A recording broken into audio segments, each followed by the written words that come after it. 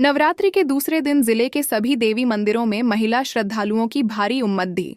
इत्र नगरी के सिद्धपीठ में 9 दिन तक श्रद्धालु डटे रहते हैं। उन्नाव और हरदोई के कई गांवों के ग्रामीण माता फूलमती देवी को अपनी कुलदेवी मानते हैं और नवरात्रि में उनके मंदिर जाकर अखंड ज्योति जला पूजा पाठ में लीन रहते हैं। बताते हैं कि माता फूलमती कन्नौज माता फूलमती त्रेता युग के राजा वेणुचक्र की सबसे बड़ी पुत्री थीं।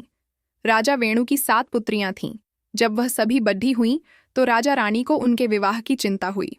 माता पिता को परेशान देख सभी बहनों ने वैराग्य धारण कर लिया। राजा वेणु इतने ईमानदार थे कि वह राजकोष से एक भी मुद्रा नहीं लेते थे। रानी घर के बाहर कुएं से पानी निकालकर लोगों को दिया करती थी और खेतों में लगने वाले खरपतवार से लकड़ी का सामान बेचा करती थी। इन सबसे जो मुद्रा मिलती थी उससे राजा अपने परिवार का भरण पोषण करते थे।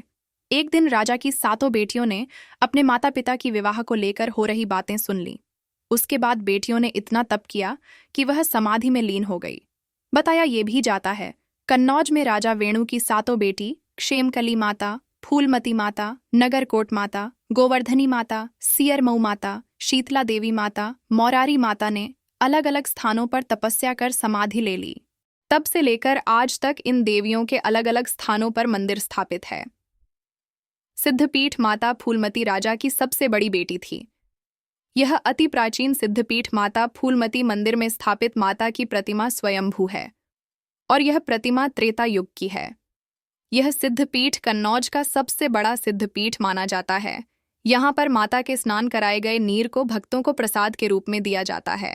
कन्नौज के राजा जयचंद की कुलदेवी माता फूलमती थी। राजकुमारी संयोगिता माता की नियमित पूजा करती थी। हरदोई के बाजीगंज, उन्नाव के गोवर्धनपुर और भगवंत नगर के लोगों की यह कुलदेवी है। वैवाहिक कार्यक्रम करने से पहले यहाँ के लोग देवी माता को निमंत्रण पत्र देकर आशीर्वाद लेने जाते हैं। माँ को निमंत्रण बिना कोई वैवाहिक कार्यक्रम नहीं होता है। मंदिर के मुख्य पुजारी शिखर मिश्रा कहते हैं कि यहाँ आने वाले भक्त पूरे 9 दिन माँ की आराधना में लगे रहते हैं। ये नवरात्र का दूसरा दिन है, ऐसे में किन माता की पूजा होती है, कैसे पूजा होती है? आज माता रानी का दूसरा दिन है और आज माता ब्रह्मचारिणी का जयपुत्री माता रानी का हुआ और आज दूसरे दिन से ही आपकी फूलमती माता मंदिर में यहाँ के बाहरी भक्त जो होते हैं जिनकी कुल देवी है, अपने शहर के तो और आसपास के लोग तो आ ही रहे हैं, लेकिन आज से उन लोगों का आना शुरू हो चुका है जिनकी इष्ट देवी है, कुल देवी है माता। वो लोग यहाँ आते हैं, दर्शन करते हैं, अपना रुकते हैं, रात में कीर्तन वगैरह करके शाम को महाआरती करा के फिर वो लोग प्रस्थान करते जाते हैं। माता का इतिहास ये आदिकाल से चला आ रहा है। ये माता फूलमती मैया बताते हैं प्राचीन काल से, मतलब त्रेता युग के पहले का ये दरबार जो है वो है माता रानी विराजमान है, क्योंकि ये अटल छत्र माता बैठी हुई है, इनको किसी ने स्थापित नहीं किया। ये स्वयंभू विग्रह माता बताते हैं विराजमान स्वयं एक कन्या के रूप में बैठी हुई है फूलमती माता और राजा वीरचक्र उनकी बेटी है। ये 7 बहनें कन्नौज में ही विराजमान है। 7 का अपना अलग अलग और अलग अलग दया दृष्टि अलग अलग कृपा भक्तों के ऊपर है और 7 का अलग अलौकिक माता के दरबार में भव्य सुंदर और विराजमान रहती है माता।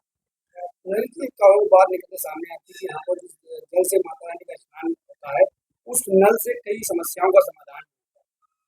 हाँ, माता रानी का जो जल सुबह स्नान कराया जाता है गंगा जल, गुलाब जल और जल से, क्योंकि अपने कन्नौज में माता गंगा मैया यहाँ से 7 किलोमीटर दूर पर निकली हुई है। तो बताते हैं इतिहासों में पुराने लोग बताते हैं यहाँ पर कि गंगा मैया स्नान करके यहाँ जल चढ़ाया जाता माता के चरणों में और उसी में जो जल यहाँ स्नान कराया जाता है माता को, उसी में जल दिया जाता है।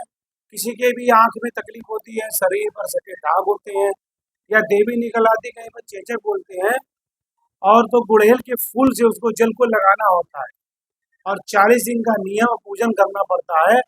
और माता की ऐसी कृपा है कि इन्होंने एक ने हजारों लोगों को ये कृपा अपनी कर दी है और बरसा दी है। शिखर मिश्रा माता रानी की सेवा।